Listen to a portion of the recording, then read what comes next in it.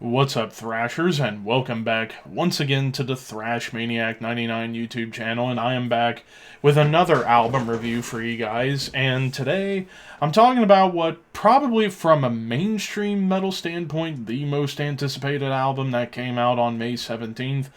I waited until the third and final review to do it because, well, Gatecreeper and Nocturnus AD, I was looking forward to more. But here I am talking about the debut solo album from Kerry King, From Hell I Rise. Also came out on May 17th on Reigning Phoenix Music. And, well, Kerry King, we all know him from Slayer. He's kind of been a meme, honestly, in the last several years of metal, of just being the guy who just does nothing but squealies and dive bombs on Slayer songs and not much else. I think it's a bit of a discredit. Like, if you go back to the old Slayer stuff, he could write some good riffs and some good songs. It's just, I think part of it is that he had Jeff Hanneman there to kind of help him out on songwriting, and they helped each other. Obviously, with Jeff no longer being with us, can't believe he's been dead for 11 years. It's insane. But yeah, Kerry basically wanted to do a solo project after Slayer broke up in 2019, and now they're back together for festivals, which is kind of odd, but hey, what can you do? Money talks, I suppose. So yeah, the lineup here, we got, of course, Kerry King on guitar. On lead guitar, we have Phil Demmel, formerly of Machine Head and Violence. We have on bass Kyle Sanders from Blood Simple and Hellia, also Troy Sanders' brother. We got Paul Bostaff on drums, and for vocals, Mark Osqueda from Death Angel. So, interesting lineup of musicians here. So it's an all-star supergroup, essentially, of young, well, in the case of Kyle being the one young gun, where everybody else is legends. They're all legends within thrash or metal as a whole. So, one of the things that I was kind of concerned about was how much of this was going to sound a lot like Slayer. Well, about every song for the most part, except for a few, definitely sound like Slayer B-side songs, which isn't a bad thing. After all, I do love Slayer. Well, principally the first 5 albums, and some of Christ Illusion and World Painted Blood and Divine Intervention, but other than that, the other albums, very, very spotty. You know where I ranked them in my Slayer ranking a couple of years ago. I still do not like Diabolos and Musica, and you can't change my mind, those of you who like that album. But anyway, so yeah, this album, I will admit, it was better than I was expecting. After you get through the throwaway intro with Diablo, then we get into Where I Reign, where immediately feels like a Slayer song, and it's thrashy, it's fast. Mark's vocals make an impact immediately, and dare I say, and I've listened to the last few Death Angel albums, and Mark's vocals definitely sounded feral then. I think he sounds even more feral on this album, and I think part of it is because he wanted to kind of try and channel old school Tom Araya, since Tom can't really sing like he used to back in the 80s and early 90s. So Mark's really pushing himself vocally, and it really starts off well with this track, even some chugging riffs. And now the lead work on this album, you would think that, oh, because it's Kerry King, he's going to have full control over all the leads and that they must be squealy dive bombs. You do get some squealy dive bombs, but not as often as I thought they were going to be. You actually get some proper leads, and I think that's mostly down to Phil Demmel being a better lead player, excuse me, overall than Kerry King, whereas, like I said, Kerry, he mostly does the squealies and the dive bombs, but there are times where Kerry actually showcases a little more ability in his soloing. Like, I would say in Idle Hands, the second solo is Kerry, and it's actually surprisingly solid. Like, it has some melody to it, it's got some shred to it. It wasn't just about just causing chaos with the whammy bar and dive bombing all over the place. He actually shows a little bit of chops there. And the song itself, Idle Hands, while it might be a bit of a throwaway track, it's still got thrash fury all on top. And then even one of the early singles, Residue, has a cool tribal beat and a pulsating bass line, but it's a little bit more of a groove metal song. Like, it's got more groove to it, which I don't mind groove. I was just kind of hoping it would have been a more thrashy barn burner, but it is different from most of the songs on the album. There's even a cool breakdown, too.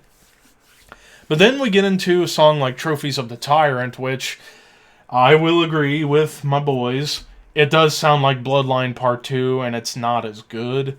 It's just kind of their song. Like, it does have a dark melody in the chorus, but and the solid leads. Not much else to that track, if you ask me. And then you get into the duality of Tension and Everything I Hate About You. Tension is under 3 minutes, and, well, it's mostly clean guitar driven, and it does build tension, but it doesn't go anywhere. It just stays in that lane.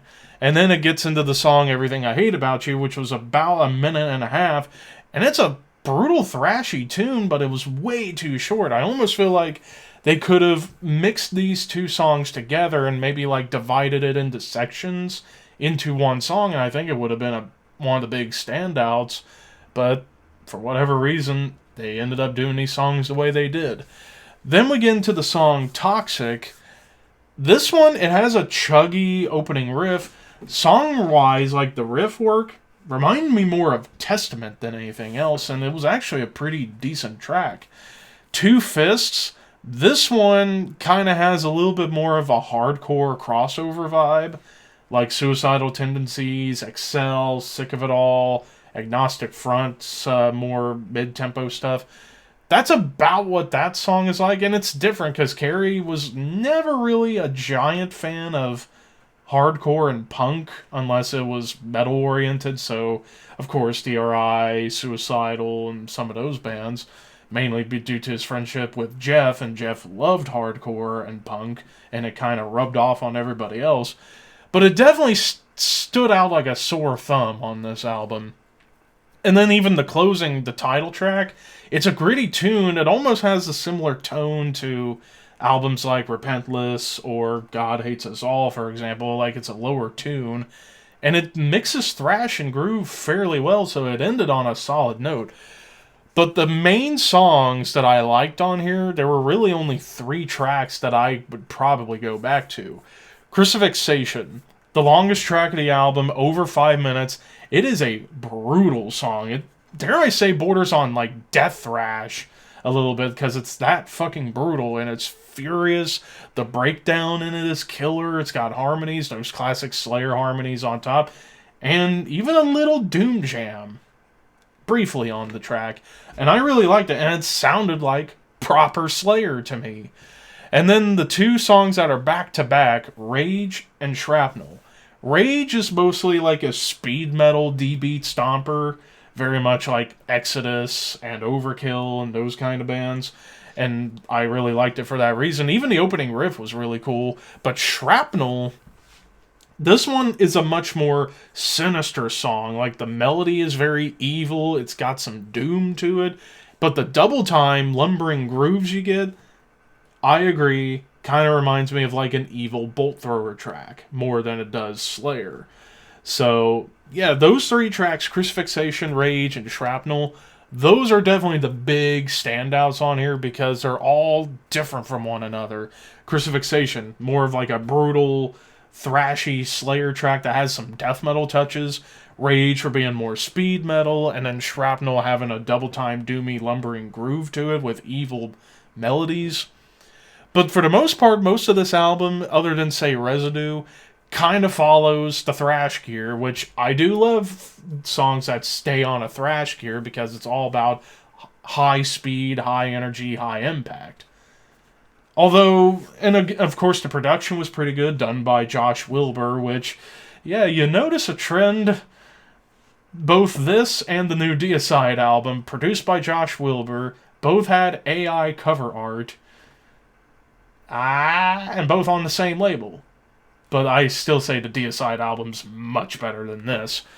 But overall, this is still, I think, like I said, it was better than I was expecting it to be.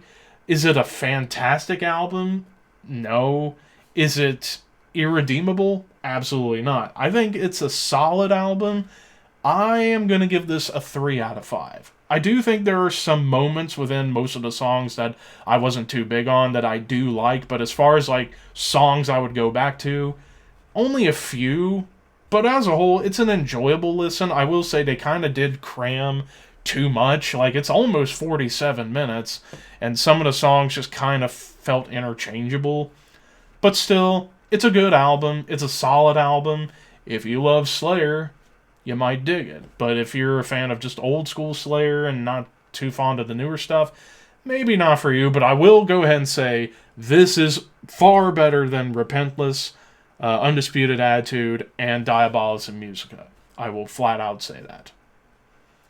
But of course, those are just my opinions. What did you guys think? And I know I'm probably going to get a lot of mixed feelings about this, and I look forward to seeing them comments. But anyways, let me know your thoughts in the comments below, and thank you guys for watching. Like, comment, share, subscribe, all that fun stuff.